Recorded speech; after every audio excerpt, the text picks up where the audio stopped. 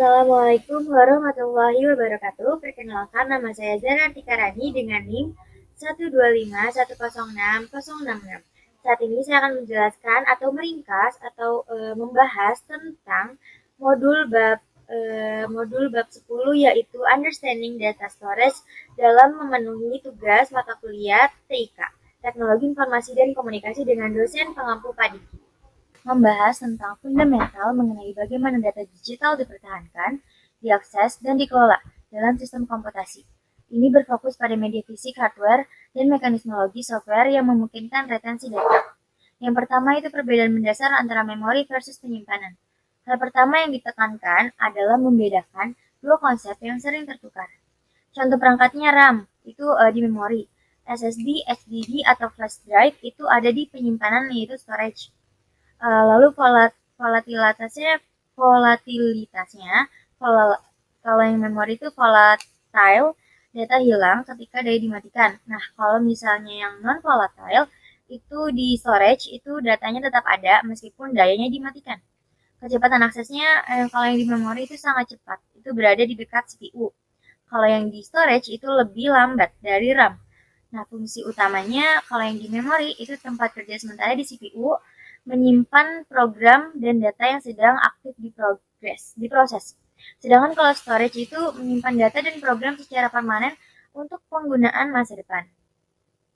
Lalu selanjutnya ada karakteristik dan media penyimpanan. Media penyimpanan dapat diklasifikasikan berdasarkan beberapa karakteristik, yaitu volatilitas, volatile, hanya menyimpan data selama daya listrik tersedia, itu contohnya RAM. Sedangkan non-volatile itu mampu mempertahankan data meskipun tidak ada daya listrik, contohnya itu SSD dan HDD. Lalu metode aksesnya random access, data dapat diakses langsung tanpa harus melewati data lain secara berurutan.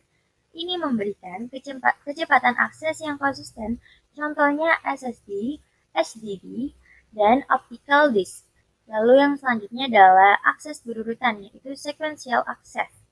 Untuk mengakses data di lokasi tertentu, sistem harus membaca semua data yang mendahulinya secara berurutan. Ini lamban tetapi murah untuk arus besar. Contohnya itu magnetic tape. Lalu ada mutabilitas, dapat ditulis atau diubah. Read write, dapat dibaca dan ditulis atau diubah berulang kali. Contohnya itu SSD dan HDD. Lalu worm, write once, read many. Itu hanya dapat ditulis sekali, tetapi dapat dibaca berkali-kali. Contohnya itu CDR, DVD-R. Lalu ada read only, data sudah ada secara permanen dan hanya dapat dibaca. Contohnya itu ada CD-ROM. Lalu ada tipe-tipe media penyimpanan utama. Modul ini menguraikan jenis perangkat keras penyimpanan utama, yaitu penyimpanan solid state menggunakan memori flash non-volatile tanpa komponen penggerak. Contohnya itu SSD, memory card, USB, flash drive. Lalu keuntungannya itu sangat cepat, tahan goncangan, konsumsi dayanya rendah. Lalu yang kedua ada penyimpanan magnetis, menggunakan lapisan magnetik pada piringan untuk merekam data. Contohnya itu HDD, keuntungannya itu kapasitasnya besar, harganya juga per gigabyte itu relatif murah. Lalu penyimpanan optik, menggunakan laser untuk membaca dan menulis data pada permukaan cakram.